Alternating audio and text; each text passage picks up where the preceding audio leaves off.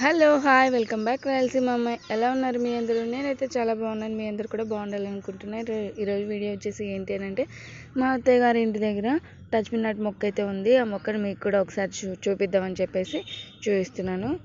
చూసేయండి. ఇదండి మొక్క. చూస్తారా ఎలా ముడుచుకుంటుందో?